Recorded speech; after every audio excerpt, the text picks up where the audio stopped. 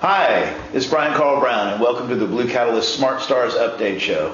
I'm with Dr. Julian Holmes here in Cape Town, and my partner Doug is back working hard in Johannesburg. We're here with Dr. Holmes today to talk a little bit about his technologies. Dr. Holmes is an expert in ozone and has made some very interesting applications with the use of ozone. Welcome to the show. Welcome. Thank you very much. Yeah. Dr. Holmes, just tell us briefly what you've done in your lifetime and what brings you to this point, and what are some of the things you're doing with ozone? Okay, I qualified as a dentist nearly 30 years ago.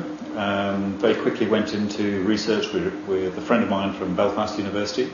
We published some papers over sort of the late 70s, early 80s, and then got into the use of ozone as a pharmaceutical agent in dentistry in about 1998, 1999.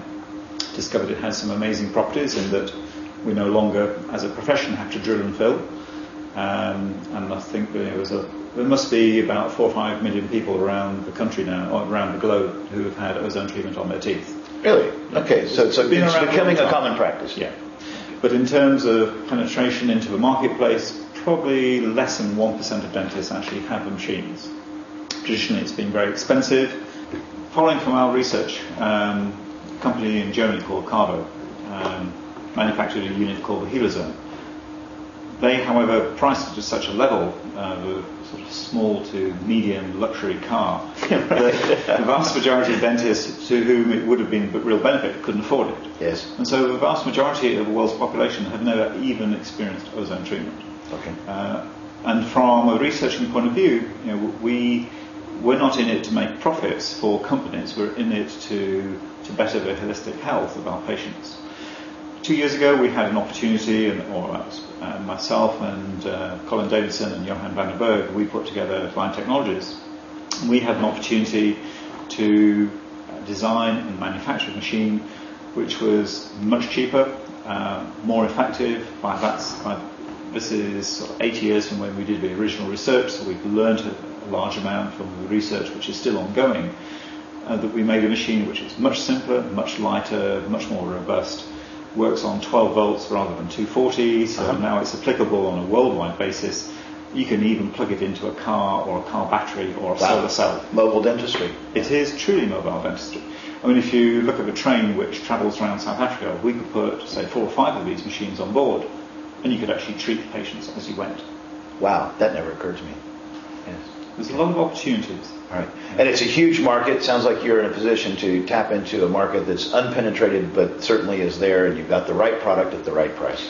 And on that back, we also produced a water machine which is aimed not only at the dental market, but also at dentist patients. Dental patients are the general public. Yes. So now we have an opportunity to actually chase the general public in terms of the use of ozone, for the use of ozone to combat, say, simple throat diseases, for coughs, colds, to control the environment. We have a room unit which will environmentally clean the air. It's not something which I would normally recommend because otherwise we lose something called herd immunity. But where you have, say, patients who are coming into, say, a medical office, and they're all ill. Yes. Other people get ill because they're seeing ill people. Indeed. Now we can actually clean that environment. The same with, say, dogs or animals. Go into any veterinary clinic. First of all, it has a very particular smell, usually Jay's fluid, which is most unpleasant to work with it. Yes. Put an ozone unit in there, you can do away with your Jay's fluid, but you can actually then stop transmission of viruses from dog to cat or between cats. It just occurred to me you could invite a lot more people to one of your parties if you just had one of these. You wouldn't be afraid to invite some of your nearest and dearest friends. Now, absolutely. Yes. When I got here, I had a sore throat, and Dr. Holmes was kind enough to ozonate some water for me, and my sore throat's virtually disappeared, and all the new-news, all the bugs are actually long gone and dead, and so it's actually going to make me well. And that's a small price to pay for being well. I hope to leave here with a water ozonation unit. I'll likely pay twice the price. Oh, you can pay 3 times the price, Brian.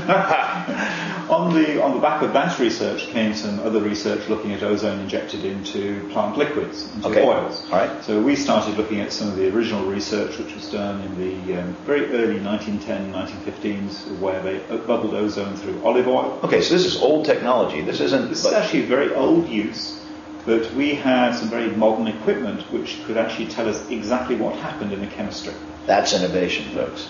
So and the chemistry is key, because if you take a plant oil like, say, olive oil, it has omega-3, omega-6 and omega-9 oils. Each of those oils has a double bond, or a number of double bonds. Right. If you know that the number of double bonds per volume unit, you can then work out whether you've got a strong, a medium, or a weak ozonated oil. Okay. So now you can control, if you like, the strength of the oil. So in the same way that we have an antibiotic, which is, say, let's say Panadol 200, or you can get Panadol extra strength or Panadol 400. Okay. Now, by choosing our oils from the number of double bonds from the chemistry, we can make a weak, medium, or strongly ozonated oil. Okay. That then fed into some original research we were looking at into HIV. Okay. HIV is not an easy illness to cope with in this country, and I'm talking about Africa, not just South Africa. Certainly a pandemic, yeah. Well, in Africa, in certain communities, it's wiped out 3 generations of farmers. So those countries no longer have an agricultural knowledge and depth of knowledge for which they can go back to. Sure. It never even occurred to me that the impact could be that great. It's that huge. Way. Yeah. Also, the rate of infection, depending on which country you're in, it runs at between 55 to 60%. And that is huge. Yes. We now have grandparents looking after their great-grandchildren. Yes. Because the family tree has been so distorted. Yes. In certain communities.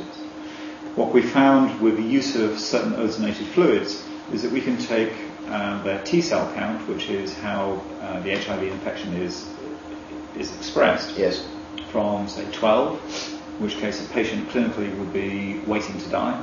Yes. And we can take that T cell count to about 105 to 200 within 2 weeks. Wow. With a very short course of treatment. That's dramatic, and the fact that the therapy is a natural therapy, but isn't quackery as some of the therapies that are being promoted in this country right now. There's some very interesting therapies that have been promoted, not just in this country, but around the world. Yes. Ozone was first looked at in terms of HIV infection in the US, and that was back in 1978. So again, it's not new, it's quite old. And a guy called Carpendale actually had some amazing results. So amazing that the FDA in the US actually closed him down. And then they actually closed down every other medicine or faculty of medicine that was investigating ozone at the time. We're really talking about a conspiracy for the pharmaceutical industries to make money, aren't we?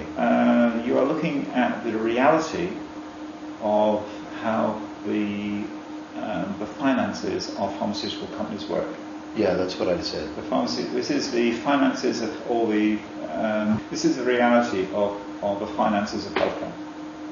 Sadly, if you can't patent something, and because patent has the concept of ozone is in the public domain and has been so from 1874, then the pharmaceutical industry isn't interested in it. I have myself, Edward Lynch, and most people who work within ozone fund their own research. So we do it at our own cost because it's virtually impossible to get funding for it. So we have a whole raft of research which we know we need. What we have is a lot of observations, so we know that it works. We do have well-structured research in certain disciplines like medicine, where we know that ozone will reverse, say, nerve damage. That's been done by Vito Bocchi in Italy. Okay. In Belfast and London, we have research by Edward Lynch looking at ozone in dentistry. We know that it works. We have evidence-based. Yes. We don't have evidence-based research looking at, say, HIV, because up to now, that sort of protocol and that sort of research is too expensive for us to fund as individuals. Yes. Whereas if we had an outside body looking in and saying, here we have a very simple, holistic way of actually treating these patients because they really do get better, if we could actually fund it through a body like that, then that would be a huge benefit, not just to our group, but to man. I think we'll be calling the Bill and Melinda Gates Foundation soon. Dr. Holmes, we have to go, but I really appreciate you being my guest. You heard it here first on the Blue Catalyst Show, and look forward to our next show. Thanks for watching. Thanks for having me. Thanks for coming. Thanks. Yeah, great. All right. Bye, guys. See you next time.